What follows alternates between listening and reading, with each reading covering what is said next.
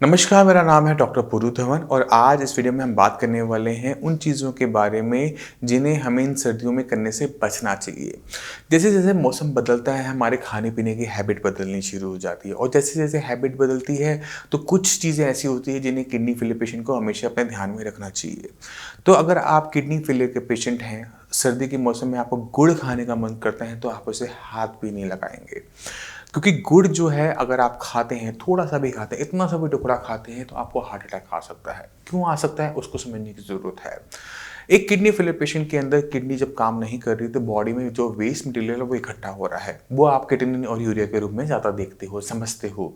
मगर as a doctor मुझे लगता है कि सबसे खतरनाक चीज़ होती है पोटेशियम। पोटेशियम एक ऐसी चीज़ है जो हमारी मांसपेशियों को ताकत देती है। जब इसकी मात्रा बहुत ज़्यादा बढ़ जाती है तो हमारी मांसपेशियों को में थकावट पैदा कर देता है।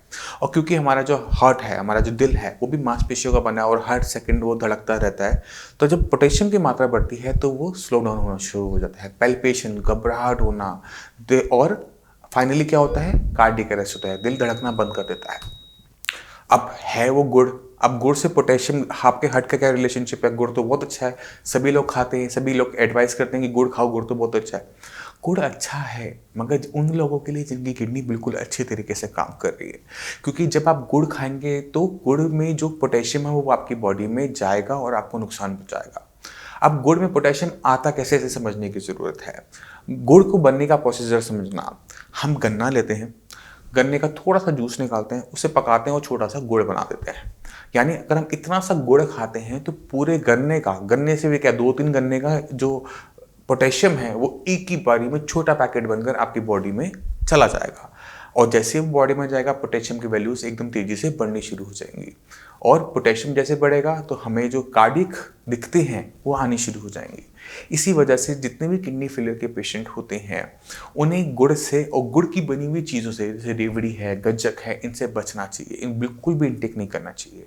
अब सवाल उठता है कि अगर हम ये नहीं खाएंगे सर्दियों में तो क्या खाएंगे? ऑप्शन है हमारे पास, मैं आपको बताता हूँ। अगर हम गुड़ नहीं खा रहे हैं मगर हम खा सकते हैं चीनी, क्योंकि चीनी जो आती है वो रिफाइंड होकर आती है, उसमें जितना पोटेशियम होता है सब निकल जाता है प्रोसेसिंग के अंदर। तो एक किडनी फेलियर पेशेंट को गुड़ का मीठा बिल्कुल भी अलाउड नहीं होता, उसे अलाउड होता है चीनी का मीठा। अगर आप चीनी का मीठा लेते हैं आपको कोई भी दिक्कत नहीं होगी, आपका पोटेशियम नहीं बढ़ेगा। तो अगर आप डायबिटिक नहीं हैं तो आप चीनी का मीठा, यानी अगर आप रेवड़ी गज्जक खा रहे हैं तो चीनी वाली खा लीजिए, गुड़ की मत खाइए, आपका काम हो जाएगा। तो हमने इन चीज़ों का ध्यान रखना है। दूसरी चीज़, जैसे जैसे सर्दी का मौसम आता है लोगों को च्यवनप्राश खाने का शौक चढ़ता है और वैसे भी इस टाइम जो बीमारियां फैली हुई हैं उसमें हम सोचते हैं कि बॉडी में इम्यूनिटी बनी रहे। च्यवनप्राश बहुत अच्छी मेडिसिन हैं, बहुत अच्छा काम करती हैं, मगर एक किडनी फेलियर पेशेंट के अंदर हार्ट अटैक आता है पोटेशियम की वजह से। और क्यों आता है? कारण सेम है, गुड़ वाला।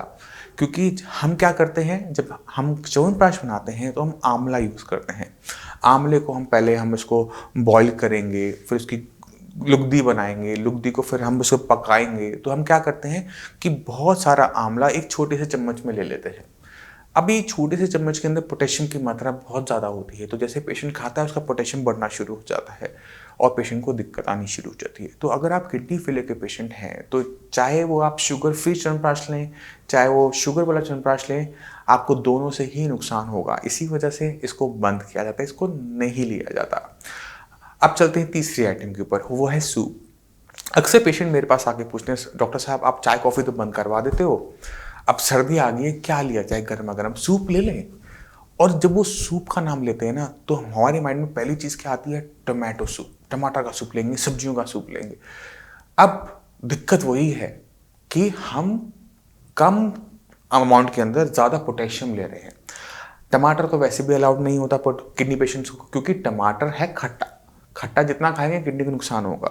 अगर हम टमाटर को निकाल के बाकी सब्जियों के बारे में बात करें तो अक्सर लोग उनको मथ के, उसको अच्छी तरह से उबाल के गाढ़ा करके लेते हैं, क्योंकि जितना भी आप गाढ़ा करके सूप को लोगे आपकी बॉडी में पोटेशियम की मात्रा जाएगी। क्योंकि हम सब्जियां ली, सब्जियों को हमने उबाला, हमने उसको थोड़ा मथ करके छोटी सी अमाउंट में सूप बना लिया, गर्मा गर्म जो थिक सा सूप होता है।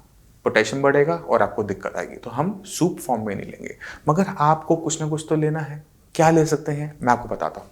आप अगर किडनी फेलियर के पेशेंट हैं तो गर्मा गर्म चीज़ें जो हम किसी भी किडनी फेलियर पेशेंट को अलाउ करते हैं उसके अंदर सबसे पहले आता है ग्रीन टी। ग्रीन टी जो है वो हमने देखा है कि किसी टाइप के नुकसान पेशेंट को पहुंचाती हुई नहीं देखी जाती, मगर उसके लिए आपको एक क्वालिफाई करना पड़ेगा। पहले आपको अपनी रिपोर्ट से, अपनी शरीर से उसका अप्रूवल लेना होता है कि मैं चाय लूँ चाहे ना लूँ। उसके लिए एक छोटा सा टेस्ट होता है जिसे हम कहते हैं सीरम बाइकार्बोनेट। अगर आप अपना ब्लड देने जा रहे हैं, केएफटी करवाने जा रहे हैं, तो अपना सीरम बाइकार्बोनेट का टेस्ट जरूर करवाएं। और सीरम बाइकार्बोनेट अगर आपका ठीक आता है तो आप पास हो जाते हैं ग्रीन टी लेने के लिए। आप अपना ग्रीन टी का इंटेक करेंगे, आपकी किडनी को किसी टाइप का नुकसान नहीं होगा, आपकी बॉडी में एनर्जी भी बनी रहेगी, कुछ गर्मा गर्म चीज़ भी बॉडी में जाती रहेगी और आपकी बॉडी अच्छी तरीके से उसको एक्सेप्ट कर लेगी। दूसरी चीज़ है सूप। सूप भी ले सकते हैं, मगर कैसा सूप?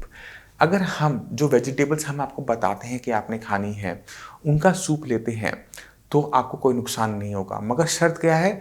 आपने उसे मथना नहीं है, आपने उसका बनाना है क्लियर सूप। और उसमें सिर्फ दो चीज़ें डलेंगी, एक है नमक, दूसरी है हल्की सी काली मिर्च।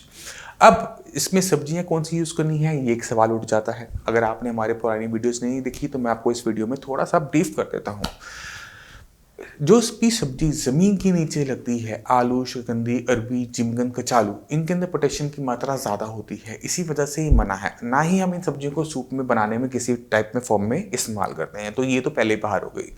दूसरी सब्जियां जिनके अंदर पोटेशियम ज़्यादा होता है अक्सर वो पत्तेदार सब्जियां होती हैं, जैसे पालक है, बथुआ है, मेथी है, सरसों है, धनिया है, पुदीना है। इनकी साग और चटनियाँ तो बंद है, इनका सूप भी बंद है। मगर अगर आप धनिया के पत्ते चार इस्तेमाल करना चाहते हैं हल्के से फ्लेवर के लिए, आपको अलाउड है, मगर आपने उसको उबाल कर मथ के सूप नहीं बनाना, पालक के पत्तों का सूप नहीं पीना। तो हम इस तरह से इन चीज़ों को छोड़ देते हैं, तो बाकी जितनी भी सब्जियां हैं उनको लिया जा सकता है, चाहे वो आपकी गोभी है, चाहे वो आपकी शलगम है, गाजर है, मटर है, थोड़ा बहुत अगर आप कॉर्न का यूज़ करना चाहें तो कॉर्न का यूज़ कर सकते हैं। तो हम बाकी सारी सब्जियों को इस्तेमाल कर सकते हैं, मगर सूप बनाएं कैसे? डॉक्टर साहब ने तो ये बताया नहीं।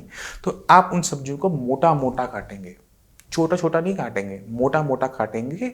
और जब सूप बनाएंगे तो उनको मथेंगे नहीं, उनको एसिडिटी से आप खाएंगे, तो कोई दिक्कत नहीं है। तो इस सूप जिसके अंदर हम सब्जियों को मोटा मोटा रखते हैं, उसमें हम कम से कम चीज़ें डालते हैं, ना उसमें अजीनोमोटो जा रहा है, ना उसमें विनेगर जा रहा है, उसमें कुछ नहीं जा रहा, उसमें सिर्फ जा रही है नमक और काली मिर्च। तो इसे हमें ना क्लियर सूप कहा जाता है। ये चाइनीज सूप होता है जिसमें बहुत बेसिक इंग्रेडिएंट्स डाले जाते हैं, तो इसका सेवन आप कर सकते हैं।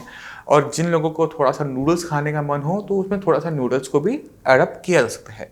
ऐसा सूप इंटेक करेंगे आपको कोई नुकसान नहीं होगा।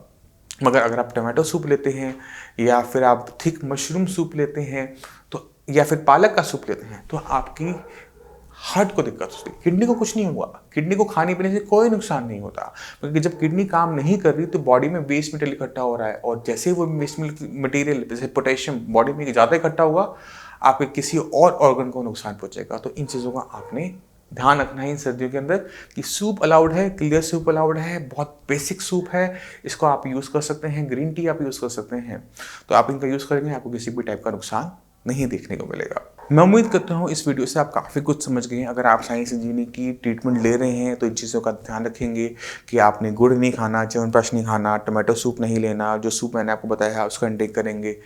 चाय का इंटेक हमने आपका बंद कर रखा है, उसके लिए मैं आपसे माफ़ी चाहूँगा। मैं आपको कभी भी अलाउ नहीं कर सकता, आपको ग्रीन टी दे सकता हूँ, मगर ग्रीन टी के लिए भी आपको क्वालिफाई करना पड़ेगा, अपना सीरम बाइकार्बोनेट का टेस्ट करवाना पड़ेगा। अगर लेवल ठीक है तो ही आप लेंगे। तो अगर आप इन बातों को ध्यान में रखते हैं, इन चीज़ों को फॉलो करते हैं, तो हम आपके साथ मिलकर आपकी किडनी को पहले से बेटर काम करवा सकते हैं। और जो किडनी फेलियर के पेशेंट हमें पहली बार देख रहे हैं, उनके माइंड में कोई डाउट है, कुछ पूछना चाहते हैं, किडनी की फंक्शनिंग कैसे बढ़ाई जाए, किडनी लेवल को कैसे कम किया जाए, तो नीचे दी हुई नंबर पर कॉल करके साइंस इंजीनियरिंग के डॉक्टर से आप फ्री ऑफ कॉस्ट कंसल्टेशन ले सकते हैं। आप अपॉइंटमेंट लेके मुझसे भी आकर मिल सकते हैं। अब इसी के साथ आप सभी चलने की आगे चाहूँगा। मिलते हैं अगली वीडियो में, तब तक के लिए धन्यवाद।